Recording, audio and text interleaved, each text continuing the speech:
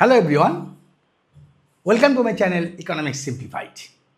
আজকে কিন্তু আমি যেটা আলোচনা করতে চাইব অলরেডি আমি নোট ডাউন করেছি, সেটা হচ্ছে এমসি আর এমভিসি দুটো কি এক in the short run production process. Short run production process মানে একটা ভ্যারিয়েবল ফ্যাক্টর, রেস্ট ফ্যাক্টর আর ফিক্সড, টেকনোলজি ফিক্সড। তাহলে সেক্ষেত্রে মার্জিনাল কস্ট মানে এমসি আর মার্জিনাল ভ্যারিয়েবল কস্ট মানে এমভিসি, এই দুটো কি এক জিনিস? আমি আগের ভিডিওতে বলেছি মার্জিনাল মানে হচ্ছে ট্যানজেন্সি ভ্যালু।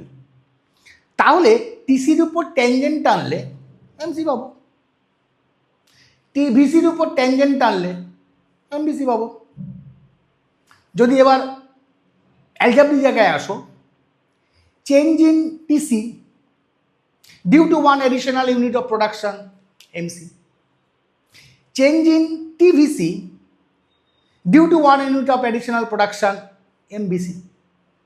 এর রহস্যটা লুকিয়ে আছে, কিন্তু গিলটিটা কি? Fixed cost. দেখো কীভাবে বলি। টিসি ইকাল টু বলা আছে টিভিসি প্লাস টিএফসি, তুমি জানো। তাহলে change in TC due to one additional unit of Q is equal to change in TVC due to one additional unit of Q plus change in TFC due to one additional unit of Q। দেখতেই পারি ক্যালকুলাসের নিয়ম অনুসারে।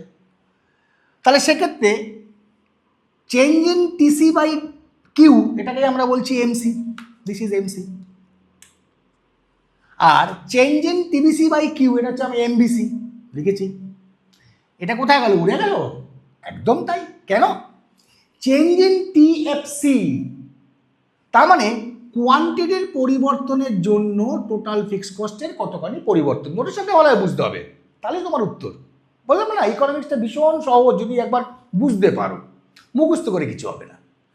তাহলে যেহেতু তোমার TFC fixed in the short run, whatever may be the level of output, even if Q equal to 0, the entrepreneur or the producer has to incur some amount of money as fixed cost। তাহলে ওই জন্য বলা হচ্ছে TFC যেহেতু fixed does not depends on the Q, তার মানে quantity যাই পরিবর্তন করা টোটাল ফিক্সড কস্টে কোনো পরিবর্তন হবে না। যার জন্য আমার এখানটা আমরা যেন লিখেছি delta TFC by delta Q equals to 0, তাহলে 0 ভ্যারি হয়ে গেল না। তাহলে আলটিমেটলি শর্ট রানে এমসি যা এমবিসি তাই। অনেক সময় এইচএসে কোশ্চেন দেয় আইসিএসসি সিবিএসসিতে মানে আইএসসি সিবিএসসিতে, দেখা গেল যে এমবিসি থেকে তোমাকে অ্যাকচুয়ালি এমসিটা ক্যালকুলেট করতে হবে, মানে টিভিসি থেকে তোমাকে এমবিসিটা ক্যালকুলেট করতে হবে, এমবিসি মানে তুমি এমসিটা পেয়ে গেলে। এরকম ক্রিটিক্যাল কিছু অঙ্ক থাকে, ঠিক আছে, দেখে নিও একটু। তাহলে এবার আসো কিভাবে আমি পরের কোশ্চেনে দিয়েছি shape of the MC curve. MC কার্ভটা কেমন দেখতে হয়, তার রিজন কি, কিভাবে ক্যালকুলেট করবো, মানে কীভাবে কি পরীক্ষাতে লিখবে। মনে করো by definition MC equal to total variable কস্টের change divided due to one additional unit of output by notation delta TVC divided by delta C delta Q. এবার টোটাল ভ্যারিয়েবল কস্ট আমি প্রথমে বললাম যে দুটো ফ্যাক্টর, একটা ভ্যারিয়েবল ফ্যাক্টর, একটা fixed factor. তাহলে মনে করো তোমার x1 নামক ভ্যারিয়েবল ফ্যাক্টর তুমি ইউজ করেছো, এই যে ভ্যারিয়েবল ফ্যাক্টর নেম, যার স্মল x1 ইউনিট ইউজ করেছো to produce Q unit of output. তাহলে x1 নামক ভ্যারিয়েবল ফ্যাক্টরের স্মল x1 ইউনিট ব্যবহার করে কিউ ইউনিট উৎপাদন করেছে একজন প্রডিউসার, এবং এই ক্যাপিটাল x1 এর পার ইউনিট কস্ট মানে price is equal to R1, এবং সেটা given and constant because factor price constant. কেন? কারণ ফ্যাক্টর মার্কেটে পারফেক্ট কম্পিটিশন এক্সিস্ট করছে। তাহলে total expense on the variable factor x1 capital কী হবে? স্মল x1 ইউনিট ব্যবহার করেছে, প্রতি ইউনিটের দাম R1, তাহলে x1 into R1 is the total expenditure incurred by the producer on variable factor, মানে টিভিসি। ক্লিয়ার? তাহলে এটাকে একটু সুন্দর করে একটু ডেরিভেটিভ মানে ডি সাইন দিয়ে ইউজ করছি তোমার বোঝার সুবিধার জন্য। ডিডিকিউ অফ টিভিসি একই জিনিস, এটাও মানে যা, এটাও মানে তাই। এটা একটু উন্নত ফর্ম, এটা একটু গোদা বাংলা, গোদা ইংরেজি ফর্ম, আর কিছু না। তাহলে কোয়ান্টিটির পরিবর্তনের জন্য টোটাল ভ্যারিয়েবল কস্টে কি পরিবর্তন। এবার টিবিসির জায়গায় আমরা বসাতে পারি x1 ইন্টু R1, তাই বসিয়ে দিচ্ছি। যেহেতু তোমার R1টা ফিক্সড, ব্র্যাকেটে বাইরে নিয়ে এসছি, তার মানে ডিডি কিউ অফ ব্র্যাকেটের মধ্যে x1, তার মানে R1 into dx1 by DQ.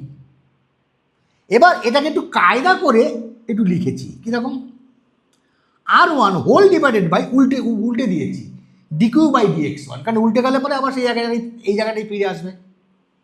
এবার মজার ব্যাপার দেখো, ডিকিউ বাই dx1 মানে কি, ডিকিউ বাই dx1 মানে delta Q by delta small x1।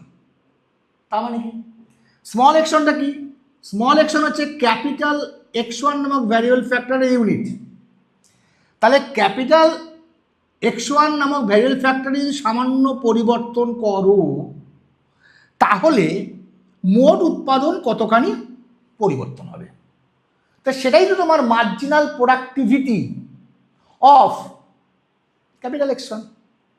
অর্থাৎ একজন প্রডিউসার ক্যাপিটাল x1 নামক যে ভ্যারিয়েবল ফ্যাক্টর, তার যদি অ্যাডিশনাল 1 ইউনিট চেঞ্জ করে, তাহলে অ্যাডিশনাল কত ইউনিট সে প্রোডাকশন পাবে, সেটাই তো marginal productivity of capital x1, যার জন্য এটা লিখেছি এখানটায় এমপি অফ ক্যাপিটাল x1।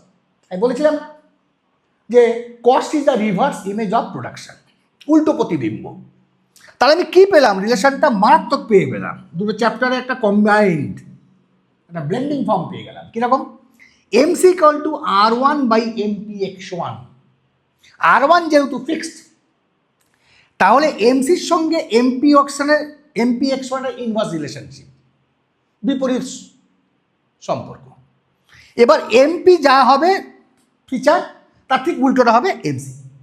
এবার চলে যাও প্রোডাকশন চ্যাপ্টারে, ল অফ ভ্যারিয়েবল প্রপোর্শন বা law of returns to factor.